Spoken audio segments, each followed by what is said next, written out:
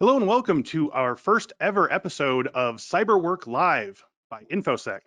As you may know, on our weekly CyberWork podcast, we've talked with nearly 140 different industry thought leaders about cybersecurity trends, the way those trends affect the work of Infosec professionals, and offered tips for breaking in or moving up the ladder in the cybersecurity industry.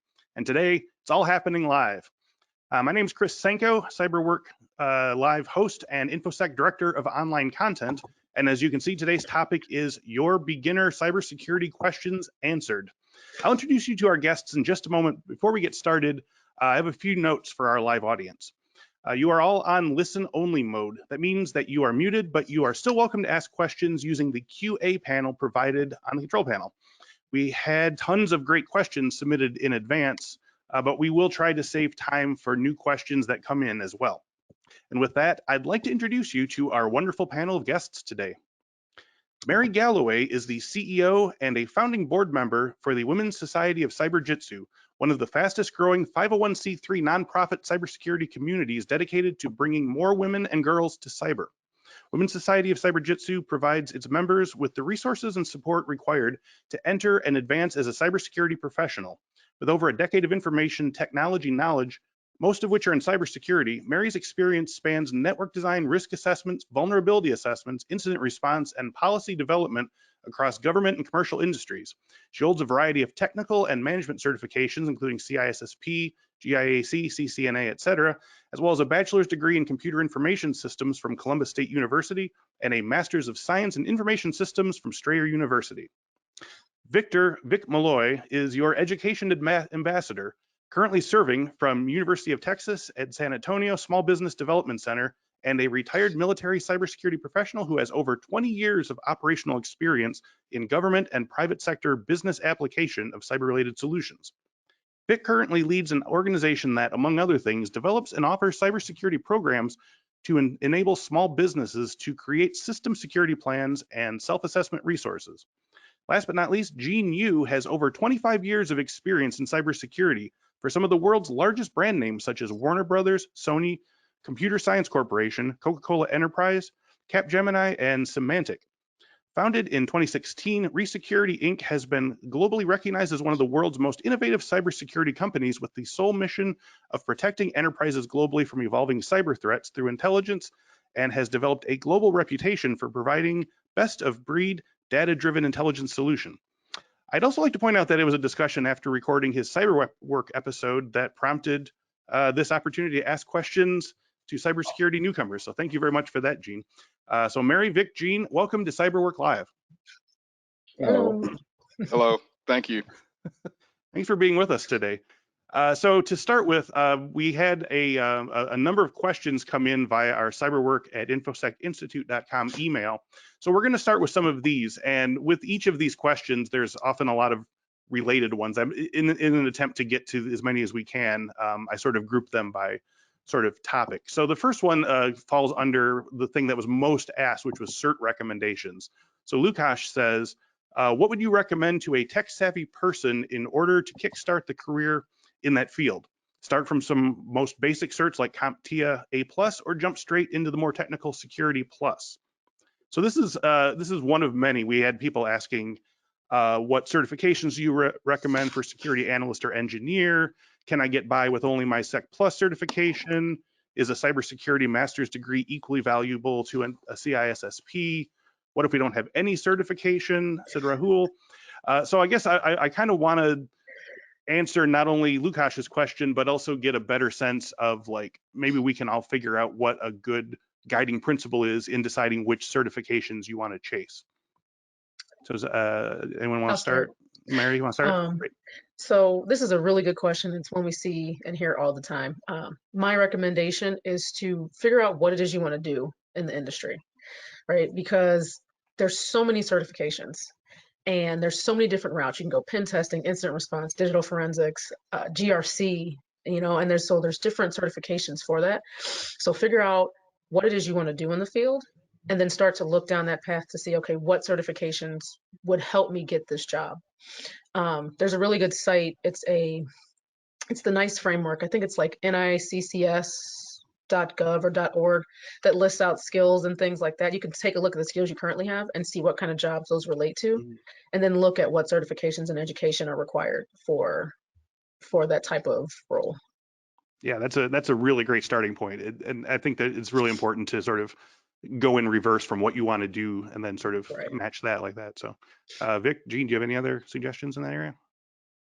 Yeah, I'm one of the, I would say I'm very much a snowflake. I mean, having done IT, being an engineer first and then pivoting to security and then to development and now running a company.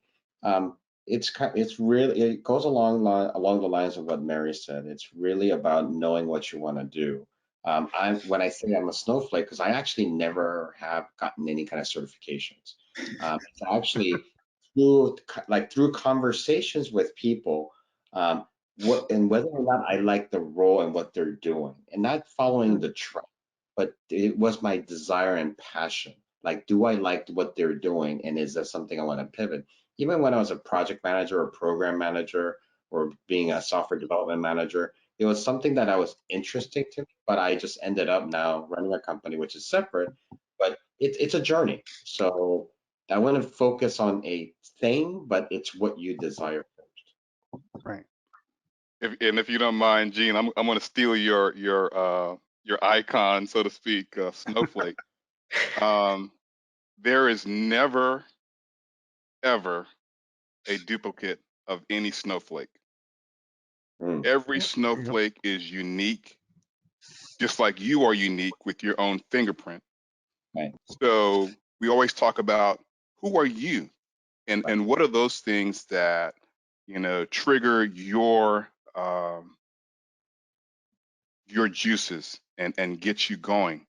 If you don't want to sit down behind a scene and look at ArcSight indications and warnings all day long, then getting that cert is just going to set you up for failure. Because now you're gonna jump into a incident response center, a security operations center, thinking that, well, I thought I was going to be doing reverse malware engineering, or I was a programmer and I wanted to make more secure programs. So you are uniquely designed, and I always tell folks, the person you are and the fact that you even here and asking that question, there is something inside of you. So I would say before you jump into any program, and if you're going to get into a program, oh, by the way, it's Infosec Institute. They've got the roadmap for you. But It's in the mail, Vic. Thank you. I mean, honestly, Yeah, get a appreciate mentor, and let that mentor look at you much like Michael Jordan. Right. I mean, Michael Jordan's got innate skills, but guess what? He tells you he failed more than he succeeded. And I will tell you the same for myself. I failed more than I succeeded. So when you say that when I was a college freshman about, this time back in 1984 on academic probation studying computer security, you would become the chief information officer for a national security organization in charge of the infrastructure. Are you kidding me? So, be a snowflake. So by being a snowflake, just like Mary said, know who you are. Right. Surround yourself with a community of coaches and mentors and supporters and advocates who will help guide you through that process. Don't go blindly into, well, I'm going to get this certification and I get a job. You are created with more ingenuity and more capability than that. So don't fall into the banana in the tailpipe. Oh, I got the. Oh yeah, I got the years, but do you have the gears? I mean, I love the fact that folks have certifications, but what I'm finding is they got the years, but they can't put the truck in gear. I'm like, are you kidding me? You are about to take charge of a corporation's information system, And we know in 2021, $6 trillion Mhm. is what the bad guys are, are banking on. We Yep. just came out of SolarWinds. We just came out of Microsoft Exchange Mhm. vulnerability. We don't need you to be just a cog in the wheel. We need you to be Yep. that snowflake, Yeah. and find your way. Yeah, the certificate will give you a ticket in the door, but your ticket in the door so you can put the organization in gear and effectively work in a team. I'll be quiet. Yeah. No, that's great. Don't get me started. Mic drop. So we got while you all were giving those great answers, we got another related question in from Cynthia, and this is, if that was the 10,000-foot view, then this is the 50,000-foot view. Cynthia asked, "Cyber is so vast. How do you figure out what you want to do?" So if I can give one self-serving answer, check out CyberWork every week. An awful lot of our episodes are about what is it like to be an incident responder? What is it like to be a digital forensics expert? What's it like to be, a cybersecurity manager? What's it like to be a project manager? Mhm. We had one of our scholarship winners was an auto mechanic who wanted to get in cybersecurity, didn't know where to start. He said he watched like 30 or 40 episodes of the show and just watched every one of them that showed a different career angle and said, "Oh, this looks interesting to me," or I that sounds like something I can do. But do you guys have any other suggestions in that area? How Yeah. did you sort of narrow down your interests? I was going to plug Women's Society of Cyberjutsu. We do a day in the Yes, life please do. Please do. webinar as well on Brain Talk. Um, I got into this. So I was an architecture student before I became an IT person. Um, and I moved to Georgia, and the architecture program was too far for me to go to. So Columbus State had a database administration program. That's how I got in. Um, I have done nothing with databases since college. So, and it wasn't until I got my first job at Accenture that somebody showed me how to hack the systems that I was Mm, actually working on. And I said, oh shit, I want to do that. And yes. that's kind of how, so, I saw somebody, right? Um, there's, like you said, there's so many different avenues and so many different ways to get in. Um, Vic, you said finding a mentor, finding mentors, getting on LinkedIn, looking at what some of these jobs other people are doing, talking to them, saying, hey, what's it like in your job? Trying to figure that stuff out, right? If you like to be technical hands-on, okay, go to hacking or go to, vulnerability management or go to, defer or whatever. If you don't really care for the hands-on stuff that much, you go for the policy side, the risk side, the PCI DSS stuff, that type of thing, the auditing side of it. Um, you have to not be afraid to ask for input, advice, and don't go into the conversation of I want you to just give, give, give. You got to be willing to give something back as well. It's a two-way street. Yeah. Yeah, totally agree with all of that. And yeah, I think also I think you all basically said the same thing, but not afraid to make your mistake first. Like Mhm. I think a lot of the fear of I don't know where to start is what if I choose the wrong thing and then it's the It's wrong okay. thing and then yeah, try something else. Try something else, right? Right. No, Okay, I so think, I'm sorry. um, Go ahead. Go ahead, Gene. think everybody who's been in the job field, I mean, no matter what the job is, there's going to be technical, non-technical, and business. And being Mhm. realistic, I think part of the bigger problem is that corporations and companies alike, they oversell the greatness of their IT Mhm. business, but yet they don't really socialize or articulate what it's to be, what it feels like to be in a day to day. And it's mundane, it's slow, it's Yep. meetings, documentations, and no matter what the size of the company and the team, I don't, I always tell people, it's like, look, we always talk about 80/20 as some magic number. It's like 80% you're going to be, operational, 20% innovative. Well, not really. It's like 99-1 because it's a lot of work. And Yeah. I always tell people, it's like, always be honest with the candidate. And then if you are in a job pivot or a job transition where you've been in the business stuff, use that business knowledge to understand what people do, because Right.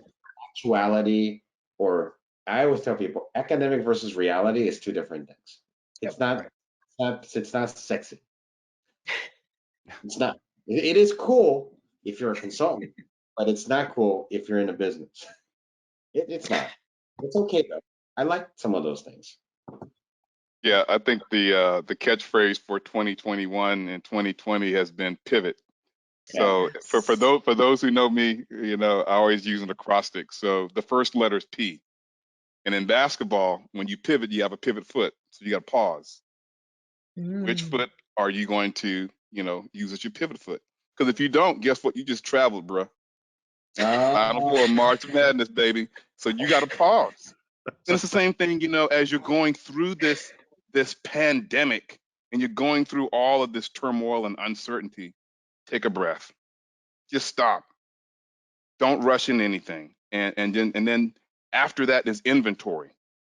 What do you have? Use what you have. If you have a passion, you know, for, you know, being curious, or a passion for being creative, or a passion for being a puzzle master or a puzzle, you know, there is a place for you in cybersecurity. And it's not always the guy that's, you know, working with ones and zeros. A lot of what we are dealing with is this carbon factor. So if you understand human psychology, training and development, I mean, we talk about the National Cybersecurity Awareness Month. That's all about human behavior. And I like Fogg's behavior model, Dr. Fogg, if you haven't looked that up. You know, behavior is an equation of motivation, ability, and being prompted. So when you have that understanding that even if you're a technical person, I can trick you by sending you a text message or an email, or even call you and use deep fake technology, artificial intelligence, and modify your behavior because of a prompt that you're going to respond to. So guess what? None of that was digital. That was all carbon factor. Yep. So how do you, you know, take your understanding as being a psychology major, help us, you know, who are, you know, the cyber ninjas, you know, working with the ones and zeros and building that secure enterprise, talk about this human factor, this carbon factor that has to jump in there. And then V, having vision.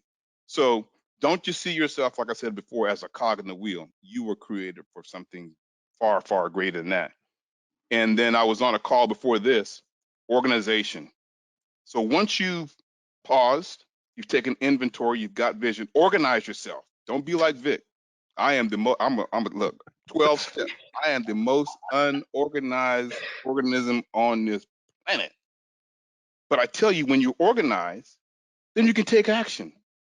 Don't just, you know, jump out there, you know, and pass the ball and be like my alma mater, you know, Mean Green. You know, you make it to the, you know, to the 64, get to round one, and you can't even get past the second half because you can't even pass the ball and take action. I'm like, come on. I mean, I'm proud of y'all, proud of Mean Green and everything, but dude, pivot. I mean, you had Villanova down, bruh. And you didn't, I mean, you lost focus. So Right. stay focused.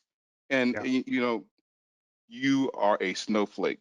So be your own unique snowflake. Nice. All right. Now I want to jump in with my next question here. We had several people ask questions and they were all sort of age related. So G. Patrick Bryant says, I retired from a 20+ year career in IT a few years ago, but I'm seriously considering getting back into the saddle. After doing a ton of research, I've come to the conclusion that cybersecurity is the best fit for me, but I have concerns about attempting to re-enter the IT arena at my age. Please level with me. Is 68 too old to go through a boot camp and become a viable candidate for a cybersecurity position? Follow-up question. If I'm not too old, in your opinion, what, if any, age-related issues would you think I'd encounter in my search for work? So we had a couple of people, one in their 50s, one in their 40s. So this is clearly something that people are thinking about right now. You know, I understand that it's never too late to start, but can we speak at all to what some? All right, Vic's got his hands up. Vic, you want to take the lead on this one? Does anybody know the story of Colonel Sanders? Oh yeah. He was 65 years old when he got his first store to make his Kentucky Fried Chicken. So you think about that. He's 65 years old, had his recipe for over 30 years. So when did he become a successful business owner? I would say when he had his recipe, he believed in his recipe, and everybody kept telling him no, no, no, no, no, no. But when he's 65 years old, he knows that's his dream. He knows that's his purpose. Know your dream, know your purpose. Age is nothing but a number. You don't check out until you check in with your purpose. All right. I don't know about the story, but thank you. Terrible. I wish you. No, you know, in the past, before I was running Resecurity, you know, we did have several folks that were some, you know, of the different ages, and I think it's rather. I think there's two kind of the dichotomy of the problem here. Whether people who are no experience or who's transitioning that has no experience, and then people who are older, who's senior, or who has other business experience. The part of the so my recommendation to the both groups is don't be afraid. But the problem we need to solve is the person in the middle, the ego, the person that's hiring, because they don't have that vision, the ocular, to understand a person with an experience has experience in different things. And we often hire people of different age groups. And I just say this very politely, but you know, people who's not from IT or security, but who's come from business, but who's been there for 20, 40 years. Because they have the patience, the business acumen, they're more, I'm not saying they are more, but we found that they have some better experience than handing it off to somebody who just graduated out of college Right. versus a college graduate or somebody who's not in the who hasn't been in the cyber or IT field. We tend to just like interview them like, well, you don't have this technology or this governance experience. I was like, and I always tell my managers in the past, like, and you did when you started this. Boom. And I literally said to them as like, I gave you that managerial position. I'm the one that put my name on the line. But yet we have, and so for the people who are listening, remember too, it's who you work for. Don't be, you know, all worried about your age, your experience. Right. 50% of my management team when I was working at the bank were all females, minorities. And we put it that way, not by design, but by intention, because we needed to bring these people up because when you leave, you need to make sure these are the right candidates to lead the group. Nothing to do with skills. It's all people. Technology, you can learn all day long, Mhm. but you don't have passion, you're not going to learn anything. You're just so don't worry about age, young or old. It doesn't make a difference. Great. Great question. I'll leave it to those two.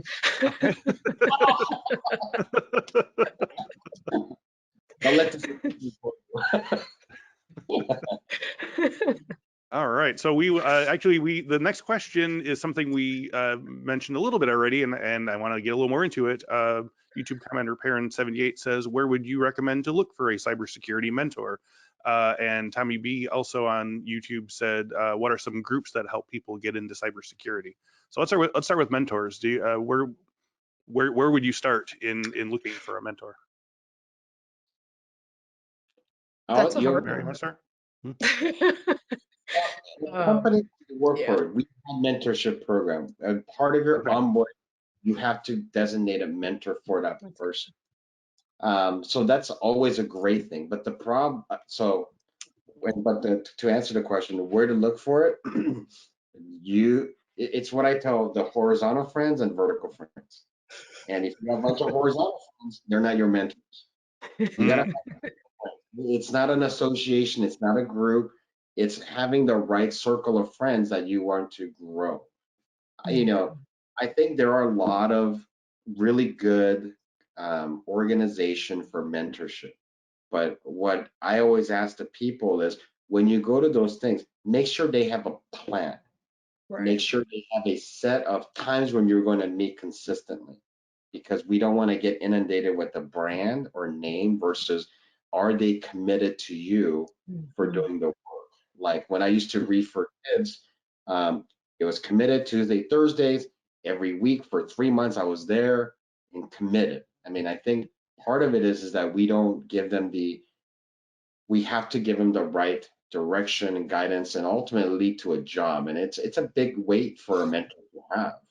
I mean, I can't imagine, Mary's organization where I'm sure people are just coming in and ultimately their need is, I need a job.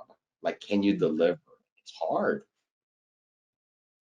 Yeah, so we don't offer a formal mentorship program because one, it's difficult to do it successfully and have it be impactful. So we did it a little different.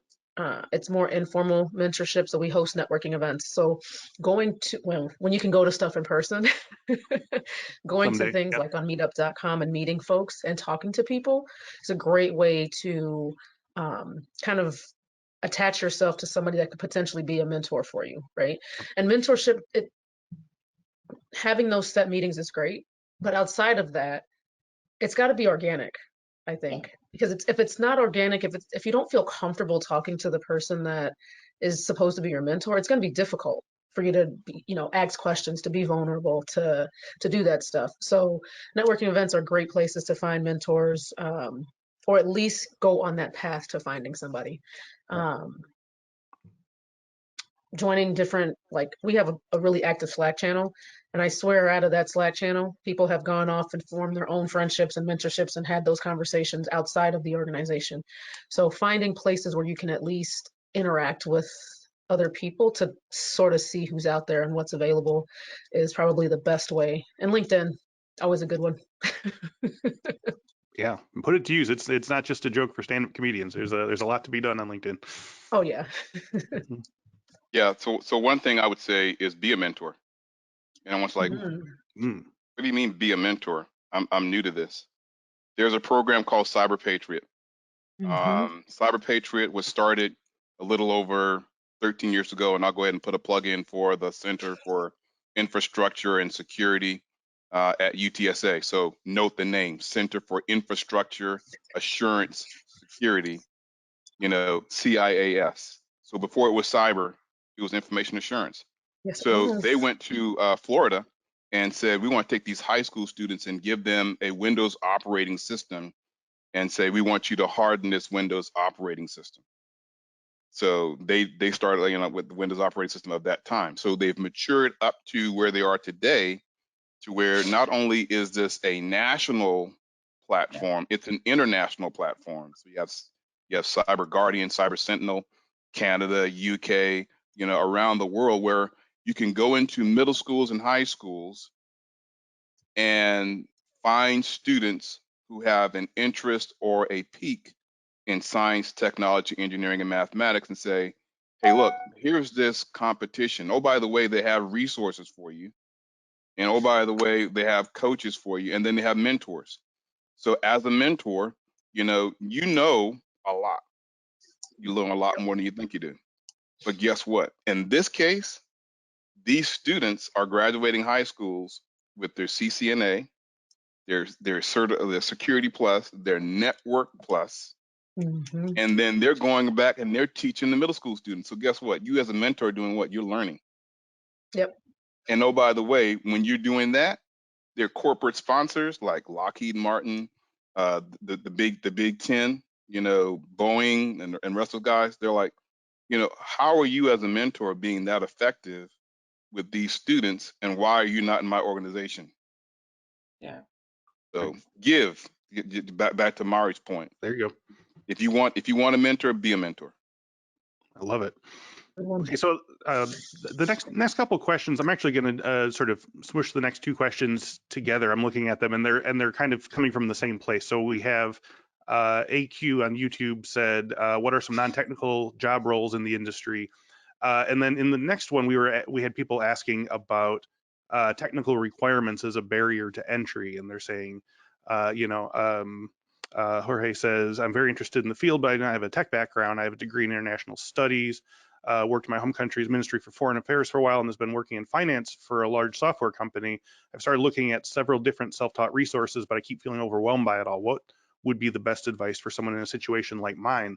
So I think those are sort of coming from the same place. There's a lot of concern that cybersecurity is only for people with a computer science degree or who have been coding since age 5, or that there's nothing else out there. And we see that all the time in comment sections or people writing to the show. So I want to just sort of speak to 3 different people who have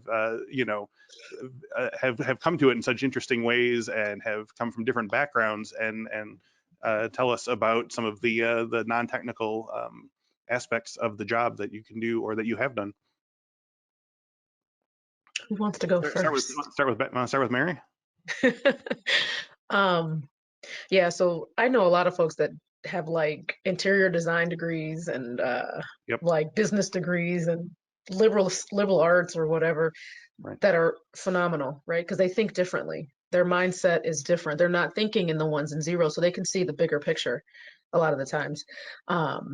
So while having a technical background may be important for some aspects of cybersecurity, it's not necessarily. I think, Vic, you mentioned it about, understanding the people side of cybersecurity is really, really important, because at the end of the day, that's our first line of defense, right? If somebody gets past the human, that's it, unless you have the technology in place behind it. But they're not exploiting necessarily the technology, it's the human person. So being able to understand that aspect of it is really important. And then with the finance degree, that's even more important from the business perspective. How is this cybersecurity program affecting my bottom line, my ROI? How are we improving, and still keeping this stuff available for people to utilize and to access? So having that different mindset, I think, is really, really important, because it's going to make the whole cybersecurity, the whole security infrastructure more robust, more secure. So yeah, definitely. Doesn't matter what your degree is, because most of the time jobs are looking for, most of them say they want a degree, but a lot of them don't need it. And so that just helps you when you're trying to find that job in the first place. Right. And there's plenty of non-technical jobs: program manager, project manager, business analyst, report writer, research analyst. There's every, I know we put a label cyber, but everybody has a role. Non-technical or not technical just means whether you know the technology, or you could touch the technology, or you could operate the technology. That's easy. Don't be overwhelmed by it. But the key is that there are a lot of functional roles. I mean, we hire technical writers. We hire business analysts, even accounting things. But the key is the question you have to ask. I think what Vic said earlier was, is this what you want to do? You could still be in the business role you were, except that you could be in a cyber company or a cyber organization. So it's, don't fall into the wave of the labels. But if you like doing accounting and you want to work in cyber, be in accounting for cyber. Right? Yeah. So, as needed as any other role in the company. Absolutely. I like. Yeah. So I'm going to really just blow people's minds. When a cyber incident happens, what do you need? A legal spokesperson. Yeah, I'm going there. Well, legal too. You need someone that is credible, that can represent your organization and communicate in terms that doesn't get you in even more deep kimchi. And then to Gene's point, you better have a lawyer who is cyber savvy. You don't need no lawyer and talking about, well, what's a firewall, what's a DMZ, and what's, why is it that he said incident as opposed to breach, privacy, right, GDPR, and the California Consumer Protection Act, the CCCPA. I'm like, and now with DOD, if you don't have your CMMC, which is your cybersecurity maturity model certification, you can't even get in the front door. So, what can you do with a non-technical, background or interest in cyber? A whole lot. But once again, it's who are you and what is your value? What is your purpose? What kind of snowflake are you? I'm gonna be on that snowflake for the rest of my life, man. I love that. I love it. You know, and when you think of jobs like threat modeling or risk analyst or whatever, like the tech aspect of it is, you know, you can learn the parts you need to learn on the fly. Like you know, that's we hear that so many times on the show. We hear that from all sorts of guests. We'll teach you the tech. If it's digital forensics, we'll teach you the tools you're going to be using. Yep. But Amber Schroeder of Parabon was on, and she said her best digital forensics expert was a former child psychologist who knows, you know, when he had to look through 140 text messages in this phone and get some sort of a pattern for, you know, stalking or threatening behavior, that's the person you wanted to come to. It didn't matter whether they had been using the E3 platform, you know, for 5 years or whatever. They want the psychology, they want the thought process. And so yeah, again, you know, like Ray Bradbury said, you know, jump off cliffs and build your wings on the way down. So moving along to another set of questions, and again, we had a number of people ask, I think, variants on this. This was sort of related to sort of breaking out of a stuck or a non-cyber role. So Ike Philip Ruffin says, I'd like to know the best way to break into cybersecurity from the help desk. I have extensive experience from the help desk in a large environment of approximately 18,000 plus users. I am in school for cybersecurity and will be obtaining my Sec Plus within the next few months. What route should I take since I'm still in school and I'm not in a feeder role? And again, we got variants on this. Can a seasoned lawyer become a cybersecurity expert? What if someone is working as a network engineer and wants to switch to cybersecurity? That's from Chitali. Another person says, I'm 36 and transitioning from 15-year career in restaurant management, but graduating in November 2021, but has no idea how to get any hands-on experience. So I feel like these are all sort of speaking to the same thing. People, and we've been talking about this, it sounds like for the whole episode here, but people feel like it's very hard to see how they can transfer the skills they have now in their minds to a cybersecurity role. So do we want to sort of assuage some minds here? Gene, you want to start? No, because it's so asinine, the problem we have. And, you know, for all those, every one of you who are trying to transition from your IT job, like the help desk and network, you have such a great opportunity. And if you are, there's nothing you need to do because you already know this stuff. You're already working with the security team. If the security team is too egotistical and not give you that opportunity, time to find another job in the cyber.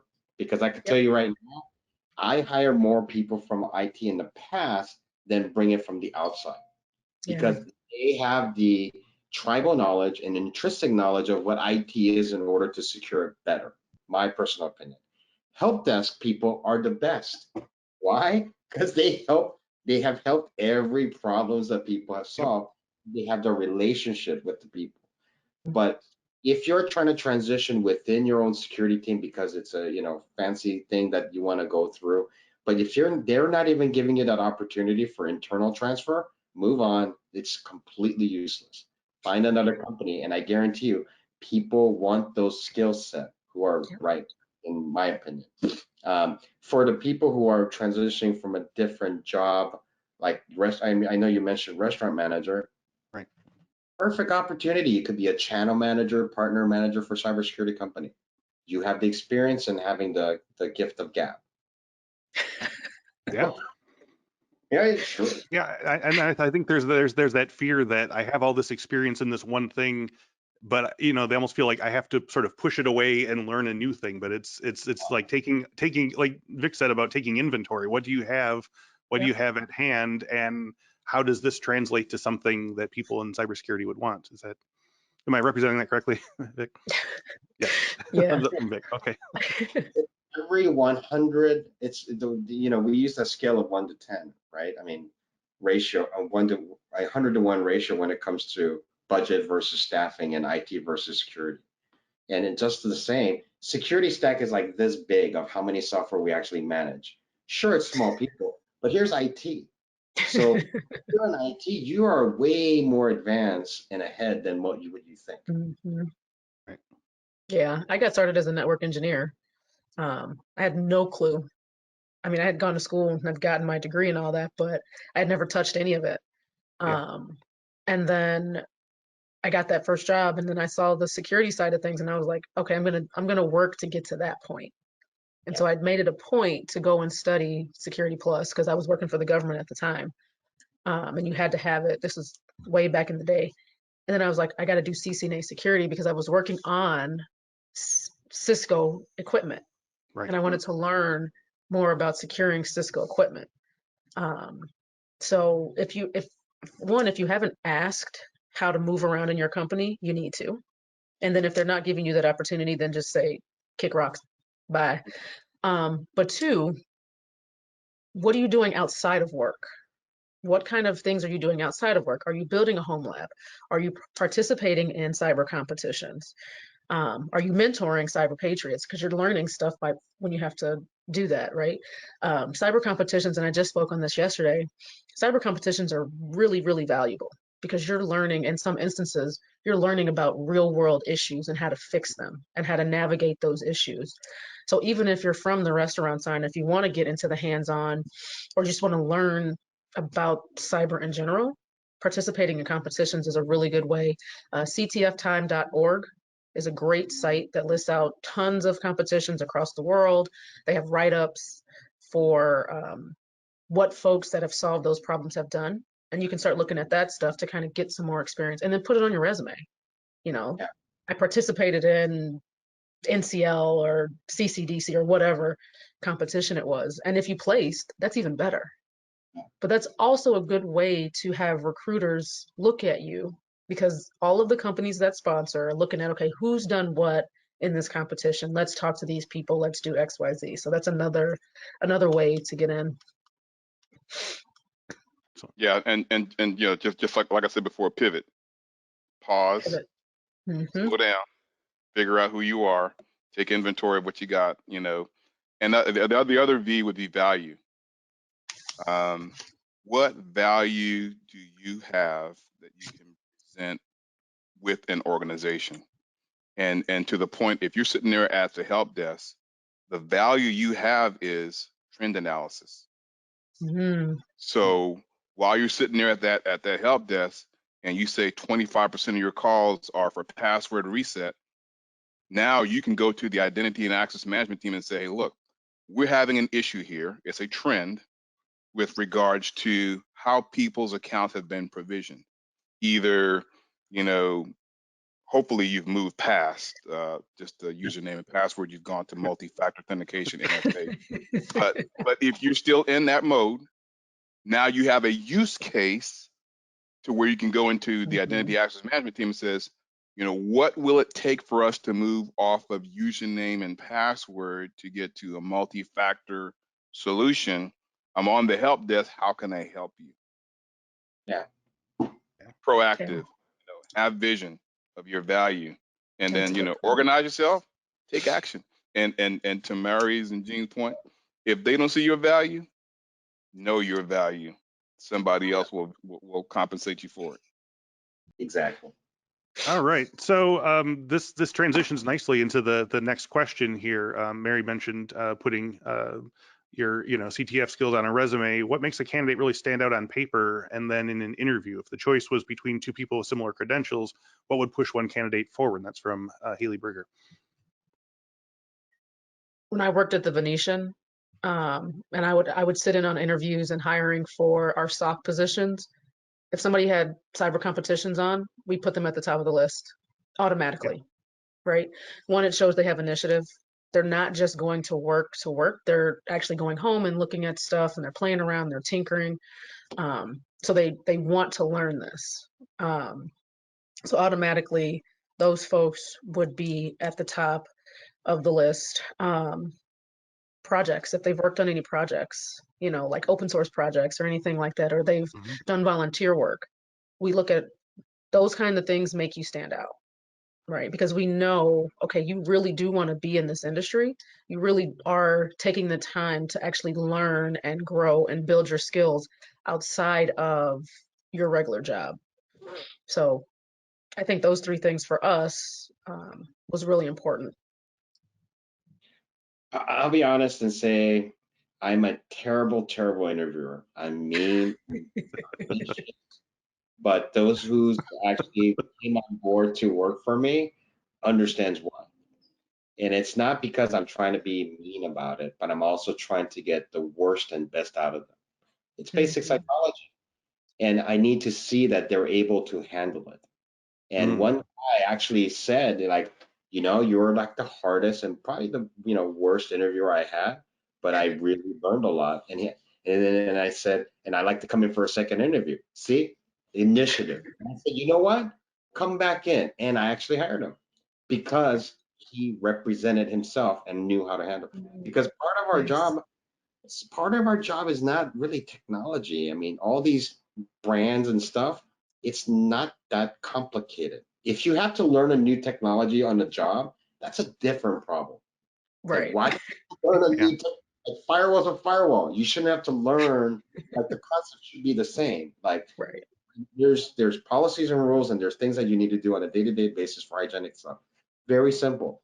But when people come in with paper versus the interview, you could clearly see what they can or can't do, not mentally, because we need problem solvers and people who want to challenge you. And like I said, I will admit that I'm not the best, nicest person in the world, but those who have gone through my interviews and who actually landed a job with the companies I've worked in the past, I know they are continuing to be successful. Yeah. Yeah, Gene and I have similar pedigree with the Computer Sciences Corporation. I don't think we work together at the same time, but having an entrepreneurial mindset.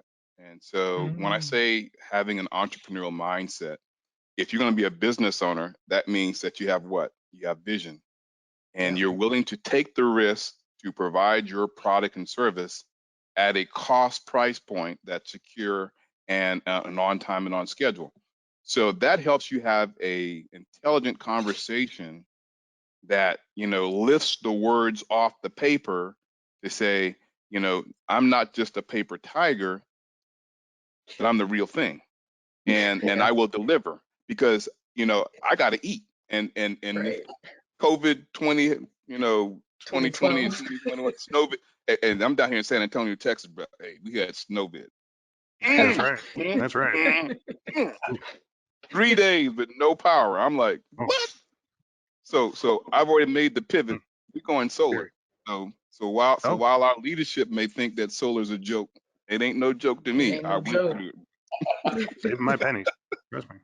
Yeah, but have that entrepreneurial mindset. That will set you way above. I mean, in addition to everything that Murray said, yeah, definitely. Hack the box. Right. NCCDC. Being in Cyberjutsu. Blacks in Cyber. Sands has their.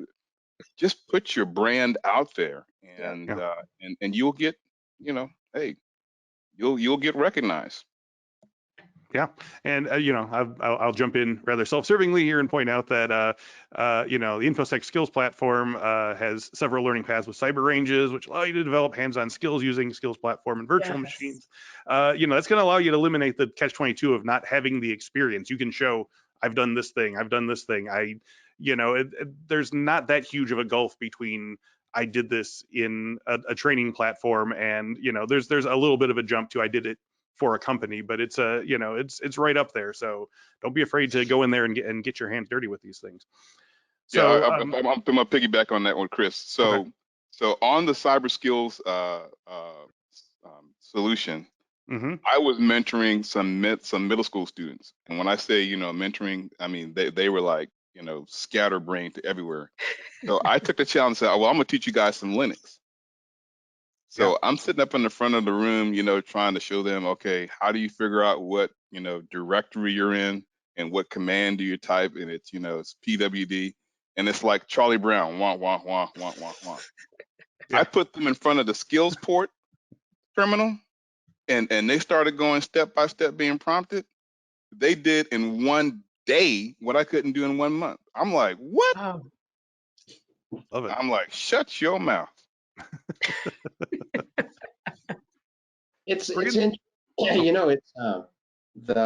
the way we used to teach, right? The board, the I don't know if it's the aspect of the whole COVID or just the people's mentality of, me first. There's a different degree of consumption of like even education. Unfortunately, whereas Vic, me, or Mary would be like, we want to educate, talk, feel my passion, but yet they're just like, okay, do I get points for this? Like they want Right. to. That's the problem, because I think for the listeners, you have to understand that some people, it's ultimately, it's not technology. You can learn it, but if you don't Yeah. have that, and then like when Vic was talking about the Cyber Range, or Mary was talking about these groups and people that are doing, especially on her organization, you could see the spark when people talk about it. And that's literally what I look for in an interview. Like, are Yeah. you interested in this job? And I just told you how horrible you are. This company's terrible. Like, and yet you have this spark of eagerness, right? It's the grind. Everybody used to call me the grinder because I just grind people to death. But Can you interview me, please? I need to Yeah. prep. I feel like I need this. I'm going to hire Gene to interview me every 6 months. Right. Keep me sharp here. All right. So moving from job search and resume skills, I want to talk to just a real small specific point regarding exam difficulty. Jeff Dunlap says, what advice would you give to someone who has a strong desire to learn and work in cybersecurity, but who has a really hard time taking exams? For perspective, I failed Security Plus and can't really financially afford to keep taking it. Is there a certification absolutely necessary to break into the field? So again, I know we said that your skills are your skills, but if you really need to take the exam and you're hard, exam taking is hard for you. Do you have any thoughts on that? I failed Security Plus and CISSP Yeah. the first time. yeah, So, I mean, from what I've heard about it, that sounds like the default. Like, I don't know too many people who are like, like blasted through the CISSP on their first try. right. It's like, how are you going to be in security and you can't even pass, the basic security certifications? No, but it's going to depend on the role you're trying to go to. You got to look at the jobs that are out there. Security Plus, yeah, it's a great one to have because it's going to help you if you're in the government, because you have to have that. I think it's still DoD 8570 something. Yep. But if you're struggling with taking the test, find a study group, right? There you go. We host one. I have one tonight for Cloud Plus that I'm hosting because I'm going to take the Cloud Plus so that I can teach it at the University of Maryland. And it's really helpful just to go through questions and talk to other people and understand how to answer the questions. There's tons of free videos. There's tons of free apps. There's tons of groups.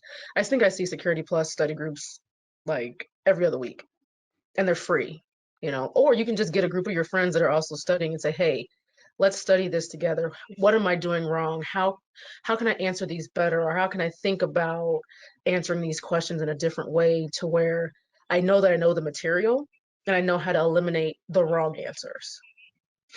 I mean, there's no real right or wrong way to study or prep for a test. It's going to be based on what works for you. But it's okay if you failed. Yeah. And I would also say that Infosec has a great boot camp program. And then they also have other resources that will help prepare you for passing the test. But to Mari's point, if you're having a challenge passing the test, it could be an issue of two things: test taking skills, or you have an anxiety in reading and processing the information that's being presented to you. Because I will tell you, I will overthink the question and just answer the question. I'm trying to go into the network topography and okay, this is the switches, this the router, this up, what's the right, trying to problem solve as opposed to answering the question. So test taking. So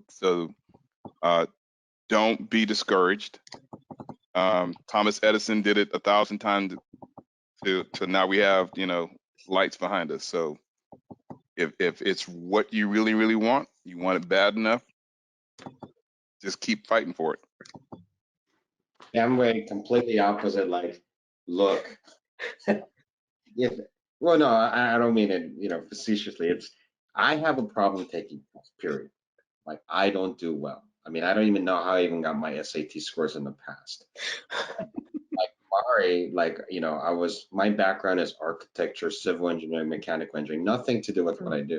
But the test taking, don't stress too much over it. And whenever you're in an interview or you're having a conversation, just be upfront.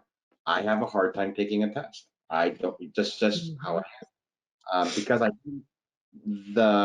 I've been seeing some portions of the people who are getting into the field. I'm not just talking about security, where they may have some sort of disability, or they may have some challenges that it's unable for them to study at home or work because they're having multiple jobs.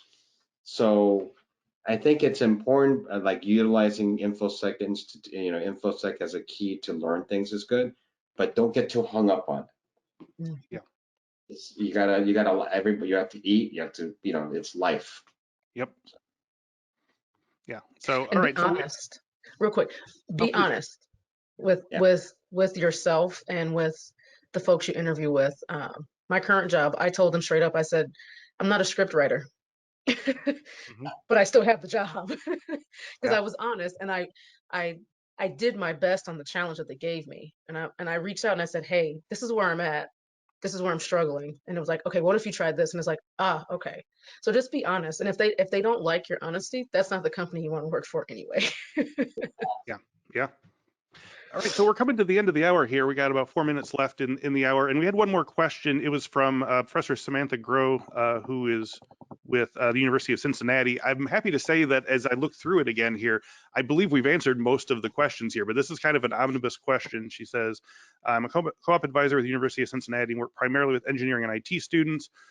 She asked, would you differentiate these certificates if you recommend focusing on if a student is completing or has recently completed an IT degree versus computer science or computer engineering? If a student is unsuccessful in finding a directly related cybersecurity co-op, what fields, companies, or roles would you recommend? And what niche fields or related skills do you think it's surprising? They might find surprising or be important to know.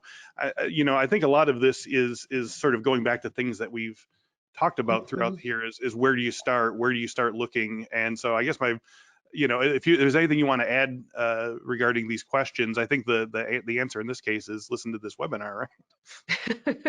Yeah, and then reach out. And reach out. Reach out. Yeah. I'm sure all of us are, well, we're all busy, but I'm sure sending Right. a message and saying, hey, I heard you on the webinar. I'd be interested to know, if you could help me with something, and then we can go from there. This is a hard one because there's a lot of places where you can find jobs. LinkedIn, our website, Blacks in Cyber, the different schools, their websites. Again, it's really difficult to say what a student should do as far as like a niche, because it's based on what the student wants to do and what their skills are and what they see themselves doing. I mean, I worked for a casino for 4 years. I didn't even think about cybersecurity in a casino because I was working in the government for my entire career. So, every industry has a need for cyber and IT people, regardless of the industry. And I think the financial industry and like the retail, those spaces probably needed a little bit more than the traditional companies that we think of, because they're always getting hit. Right. Critical infrastructure, that area is a really booming area as far as security goes too. So just got to go out there and look. Yeah. I would actually put this back on the university. So we have some strategic partnership with the university in Georgia. We actually are partners with, we have a educational partnership even with UNLV, and even like one of the oldest university, Bowie University, that we're trying to work with them. But the problem is the educators and the school faculty has their own set of things that they're trying to do. And we offered our products and services at no cost for education and research, whichever, and depending on whichever research tier you may be. and they need to commit the time to working with the companies to say like, okay, we will add you to this, but it's a lot of give and take, unfortunately. And Yeah. for me, it's kind of like, give them all the access, we'll do the training, we'll do like all this stuff, and give the students opportunity to listen and learn and everything else. But then we'll make ourselves available, but how much are the faculties actually committing to the students? And they're saying, okay, we're going to teach about all these, we got these companies lined up, but there's always I hate to say this, there's always a financial transaction or some sort of a Mhm. collateral that has to happen. And that's the unfortunate, and the people that suffer are the students. Now, Right. for this particular, I think, Professor Go, I would just tell the students, like what Mary said, socialized network, and like what Vic said, have a vision what you want to do. But they're still young sprouts coming out, so they're gonna have lots of ideas. But it's like they need that constant like feeding of information, like their social media, unfortunately. But I don't think there's one solution. But kind of like going back to what Mary and Vic said, it's like you need to have passion and you need to have focus. Mhm. Internships, apprenticeships would Yeah. be a great resource for the university to consider. I know the Department of Labor is working with a group out of Maryland called ICF, and it's called the Cybersecurity Youth Apprenticeship Initiative. And so the Department of Labor has put aside funding to help place graduate and undergraduate students with companies who are looking to pursue cybersecurity. So the Cybersecurity Youth Apprenticeship Initiative with Mike Lawrence and his folks is a great resource that they can tap into.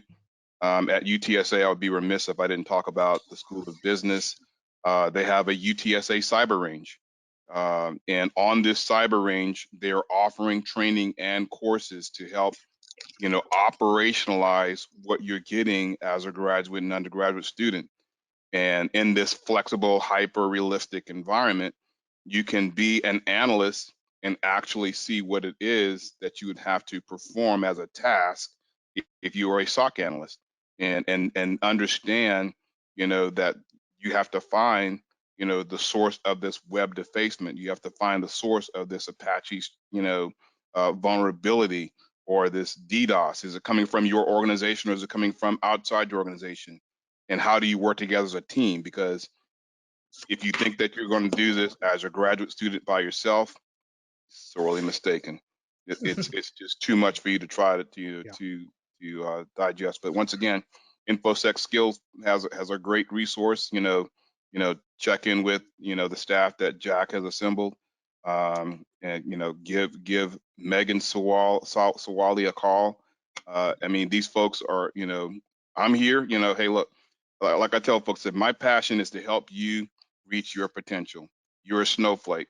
You're not going to be a Vic. You're going to be a Gene. You're going to be a Mary. You're going to be a Chris, or you're going to be, a Jack, or you're going to be a Megan. Be who you are. My commitment is to help you, get closer, one step closer to that step, so that you can pivot. And we already talked about that before. But you are here for a purpose. Don't exit this life without knowing that. And then I will plug my friend Jennifer Redmond talking about self-care. We have too many information security professionals who are not taking care of themselves. Don't Yeah. please don't make a permanent decision for a temporary situation. Don't beat yourself over the head about well, I failed my team or I failed my organization.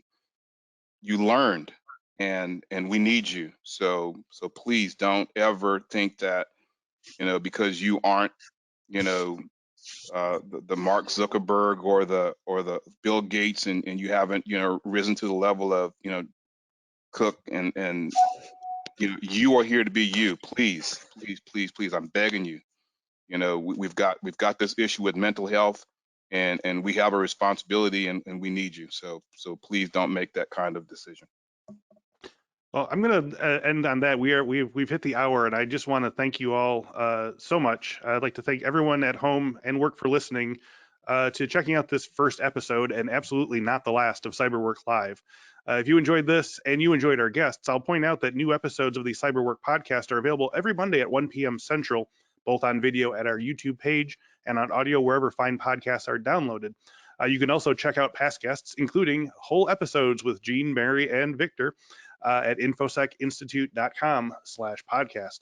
If you're interested in free hands-on cybersecurity training instruction, check out CyberWork Applied.